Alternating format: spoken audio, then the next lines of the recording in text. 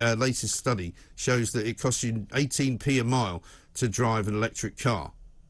If you want to drive a petrol car, it's 19p a mile. So at the end of the day, actually, you're not any better off. Keir Starmer wants us to get off fossil fuels by 2030. What's he going to do with him? Let's talk to Howard Cox, founder of Fair Fuel UK. Howard, a very good morning to you. Good morning, Mike. Now, you'll have to put that electric car away now because it's too expensive. Well, I do drive a hybrid, but the shine has definitely gone off EVs.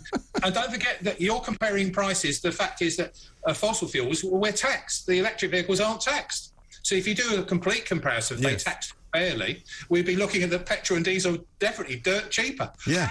Amazing, isn't it? I mean, nobody ever thought of this, did they? I mean, we're looking at queues in California now of people kind of trying to get themselves charged up.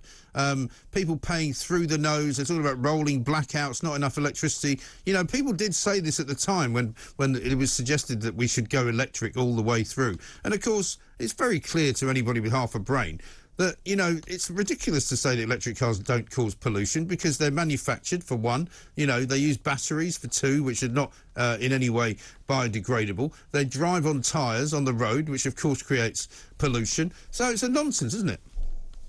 You're absolutely right, Michael. We've been down this avenue a long, long time. Electric vehicles, I've actually driven some of these, and they're fantastic pieces of kit, Mike. They really are nice. But the whole thing around it, the political aspect of it, is purely clouded in this virtual signalling green apron of idealism, which, unfortunately, let's be realistic.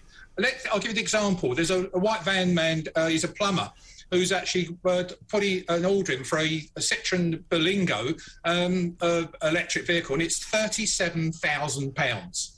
The equivalent for a diesel is £26,000, £11,000 cheaper. Yeah. And he's asked me many times. I get a lot of people asking advice for what they should buy, but his running costs, even with a full load in the back of his wagon, etc., would also actually add weight to the thing and cause more problems with actually fuel efficiency. So to cut a long story short, he's cancelled his electric vehicle. He's gone to buy a new diesel. Well, this is the thing. I mean, I've said to people many times, look, you know, and I'm about to renew my car again because it's the 3-year cycle for me, right? And, you know, this time, as I did last time, I had a sort of poke about and I thought, you know, should I have a look at an electric car? But the electric version of every car that I want is a lot more expensive. So I'm thinking, well, why should I? You know, if they really want people to get them, you know, in addition to getting tax breaks, they should make them cheaper. Well, absolutely right, Leon. And what's happening with the energy prices is going up. If you drive a lot, you'll need to use the public charging points, and that's where we're seeing this problem. Yeah. And we're seeing, you say, 19 to 18p per mile compared to diesel and petrol in terms of electric vehicles being hardly any difference. What's the point? If you want an electric vehicle, they're great if you only go about 30 miles around your house and you can charge at home. Yeah. Fantastic. But what's the point there? If I want to go up to, which I go to meetings, I'm going up to the various conferences this week to meet MPs, etc. I can't rely on an electric vehicle. Yeah, no, of course you can't. I mean, I've seen, and you'll know this better than anyone because you're in the business, but I mean, you see people doing these little studies, little experiments. You know, Sky News did one a while back where the guy decided to drive from London to Glasgow. It ended up taking 15 hours because every time he stopped to charge, there wasn't a charging point available, and he had to wait behind another car that was probably an hour, and then he had to charge his own car for an hour, then he had to move on to the next point, and every single time he got to another charging point, there was either not enough of them or they were busy. And so, you know, you can't just pull into a petrol station, fill the car up and buy a Mars bar and a cup of tea and keep driving. No, the stress around this range anxiety and actually knowing, you know, when you're going to a garage of diesel petrol, you're going to be in there for 5-6 minutes and you'll probably buy a Bounty or a Mars bar. Other chocolate bars are available, of course. But I'm quite partial to the odd picnic, to be honest. Oh, you bring back good memories. I remember those. They were fantastic. Yeah. They're still there. You can still get them. Can you? Yeah. Oh, right. I thought they're called something else. Anyway, that's another story.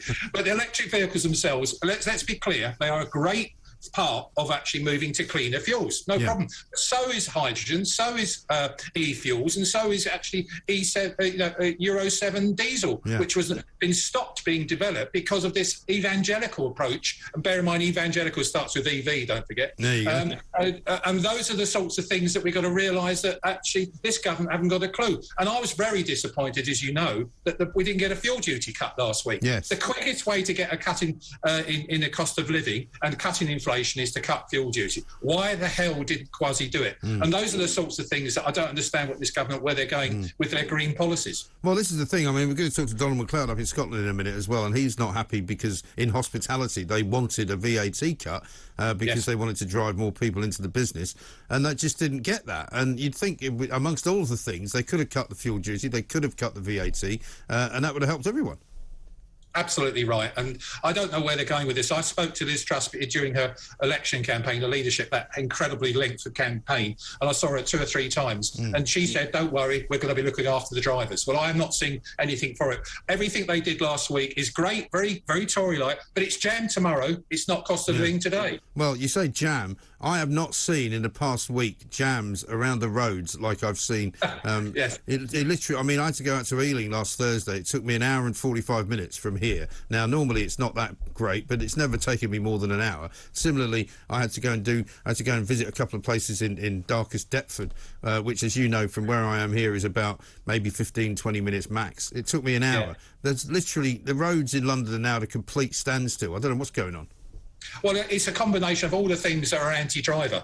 You know, we're looking at, cycle lanes, we're looking at ULEZs, we're looking at local traffic networks, congestion charges, all those sort of things, roadworks, the combination. There's no joined-up thinking. Honestly, Mike, I'd love to actually put together a manifesto with you to present it to Number 10 and say, this is how to run our road system in this country. Yeah, because as trains become less and less reliable, we've got more strikes coming up next weekend, people have to drive their cars. There's nobody driving now that doesn't have to. It's also a combination. They want to. We shouldn't be told what we should not drive or do. These are the sorts of things that are really frustrating people. My inbox is absolutely swelling with people saying, what the hell are we going to be doing? We're only 8 years away from 2030. You made the point about Keir Starmer saying he wants net 50 by 2030. Yeah. I mean, what planet is this man on? Well, Planet Boring, I think, is the one you're looking for. You can find me there every single day of the week. But listen, Howard, good luck. Thank you very much indeed. Howard Cox, founder of the Fair Fuel UK organisation.